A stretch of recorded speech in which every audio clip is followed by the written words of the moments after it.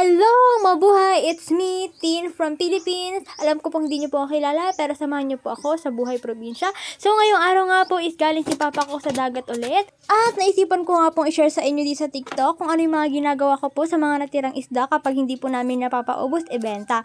So, una po, ipinipare ko yung mga kailangan ko, kutsilyo, planggana, tubig, at ilinisan po natin yung mga isda tayo po ay magdadaing. At syempre po, hinasa ko na rin po yung kutsilyo na gagamitin ko po sa panggayat o sa paghiwa ng isda kasi kakailanganin po natin doon ng matalas.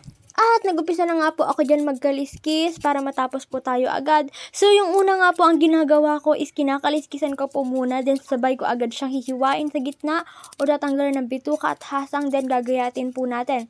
Pero sabi ko nga is matatagalan ako nito matapos kapag pa isa-isa akong gagawin. Kaya ang ginawa ko is kinaliskisan ko na muna lahat ng isda bago ko siya tanggalan ng hasang at bituka. Sabay gagayatin ko na para mas mabilis matapos. At pagkatapos ko nga pong kaliskisan is nag-start na po ako maggayat ng isda. So ganyan nga po yung sinasabi ko sa inyo na maggayat. Yung hihiwain po sa gitna para mabilis po siyang mabilad and matuyo po kaagad. Ayan, hihiwain po siya na palapad.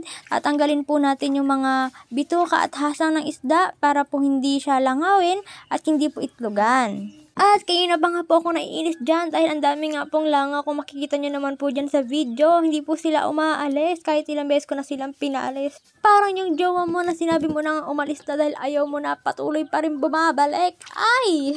So, ganyan nga po yung itsura niya pag natapos na natin gawin. And skip na po tayo dyan sa paggawa ng daing na isda. Doon naman tayo dumako sa igat. So, yan, in English po is eel. So, yan po. Medyo malaki po yung nakuha ng papa ko dyan.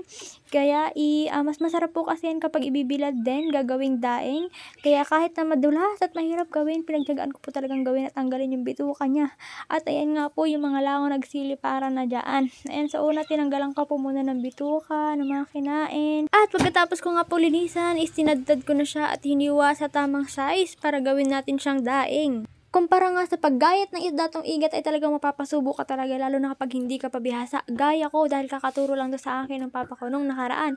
So gayan nga po ang paggawa ng igat. Ayan, sobrang malaman siya kaya nahihirapan ako at saka madulas. Kaya ingat na nga din po ako at baka mahiwa ko din at maisama ko yung kamay ko sa pagdaing. Ay nako. Skip na nga rin po tayo sa paghiwa ng igat dahil matagalan po tayo dyan kung paisa-isa ko pa po papakita sa inyo yung paghihiwa dahil napakatagal po niyan gawin.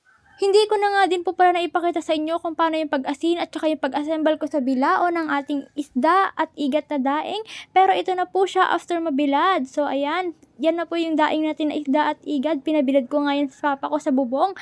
Para talagang tutok nga yung araw at talagang matuyo nga siya ng maayos. Ayan, so hindi pa nga yan masyadong tuyo kaya bukas kapag maaraw ipapabilad ulit natin. So yun lang po, maraming salamat.